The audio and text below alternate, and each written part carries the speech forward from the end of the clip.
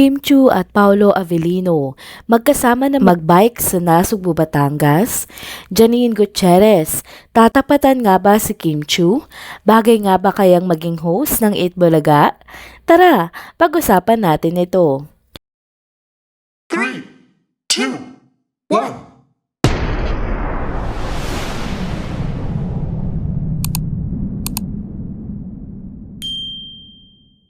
Hello mga ka-trenders! Welcome back muli sa ating channel. Kung bago pa lamang kayo dito, huwag nang kalimutang mag-like, mag-subscribe at i-hit na din ang notification bell para lagi kayong updated sa mga balitang trending at napapanahon. Ang unang pag-uusapan natin sa video na ito ay ang kaganapan kahapon, araw ng linggo para sa ating chinita prinsesa si Kim Chu. Marami ang nagtaka at naghanap kay Kim maging kay Paulo Avellino dahil tila nawala sila sa eksena noong linggo na very unusual para sa kanilang dalawa. Madalas kasi na makita ang dalawa na magkasama tuwing araw ng linggo, lalo na sa kanilang jogging session sa Makati. Kaya't nang hindi sila namataan kahapon, maraming fans ang naging curious sa kanilang whereabouts. Kinahaponan naman, nagparamdam si Kim Chu sa pamamagitan ng pag-upload ng isang larawan kung saan kasama niya ang kanyang bike. Agad itong napansin ng mga fans dahil pinaniniwalaan na ang bike na ito ay magkasama nilang binili ni Paulo Avellino. Dahil dito, muli nagkaroon ng usapan ng mga tagahanga tungkol sa posibleng banding ng dalawa. Sa kabila ng tahimik na linggo para sa kanila, may mga ulat din na di umano'y nakakita kay Paulo Avellino na nagbabike naman sa Nasugbu, Batangas.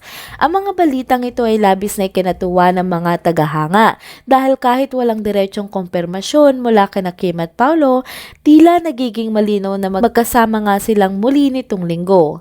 Para sa mga Kim Pao supporters, sapat na mga ganitong pahiwatig upang masabi nilang patuloy pa ring matatag ang samahan ng dalawa.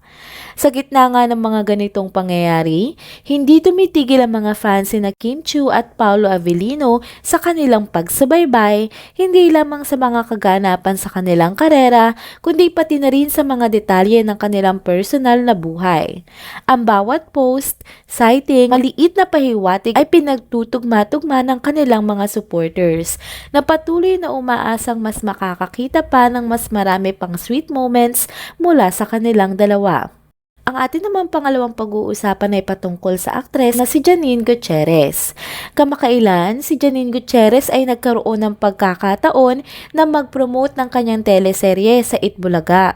Matapos nga nitong maging celebrity guest sa segment ng Bawal, Judgmental Ka Ba? Ang kanyang pagbisita ay kaagad na naging usap-usapan, lalo na't ito nga ay naganap sa rival noontime show ng It's Showtime kung saan kabilang si Kim Chu.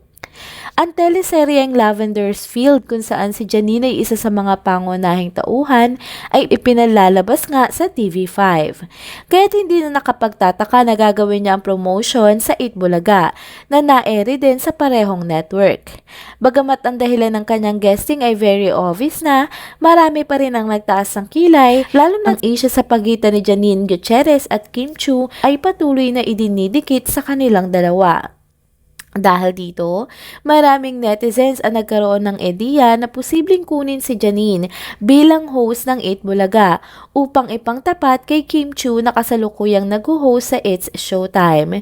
Ang ganitong mga komento nga ng mga netizens ay nagpapalakas pa ng mas malalim na usapan patungkol sa rivalry sa pagitan ng dalawang magagandang aktres na ito. Higit pa rito, ang issue nga sa pagitan ni Janine at Kim ay hindi talaga matapos-tapos, lalo na't parehong nakaugnay ang mga ito kay Paulo Avellino. Kahit na nga may bagong kapareha or boyfriend na itong si Janine, ay hindi pa rin nawawala ang pag-uusap sa pagitan nilang tatlo.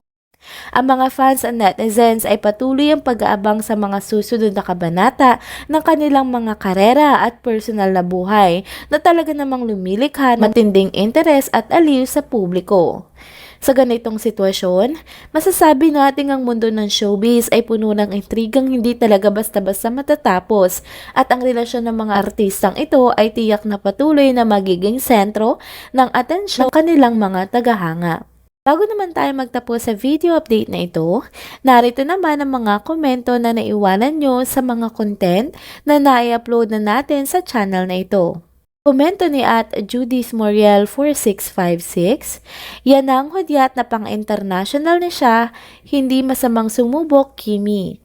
Komento naman ni at Marley Jurigi 1737, Kim Pao forever and ever in real life, road to forever, they are really meant to be, it's called Tadhana. Komento naman ni at Yolanda Agua 7363, Kim is a good daughter and sister. Nabigyan niya ng magandang buhay ang mga mahal niya at matulungin pa sa ibang hirap sa buhay. Daig niya ang kahit 5 beses na nakapagtapos ng college degrees. Beautiful, have a good heart, and humble. Komento naman ni at Tess Chavit 3009, may 2 shows si Kim Chiu sa Australia sa November kaya busy Kim Pao this year. Sabi naman ni at Rebecca Pato 1332, Kim needs a really good dress. She has an important travel to Korea soon. At sabi naman ni at Belinda Timario 7147, may nag-tweet na si Paolo ay nakitang nagbabiking sa Tagaytay Nasugbu Road this afternoon. Remember, Kim has a house in Tagaytay.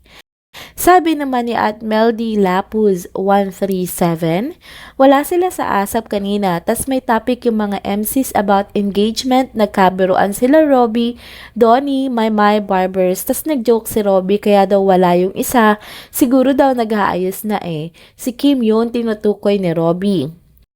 Sabi naman ni at Lailin Lamoyo, o diba, pang-international na yan, ang tunay na star, may resibo lagi.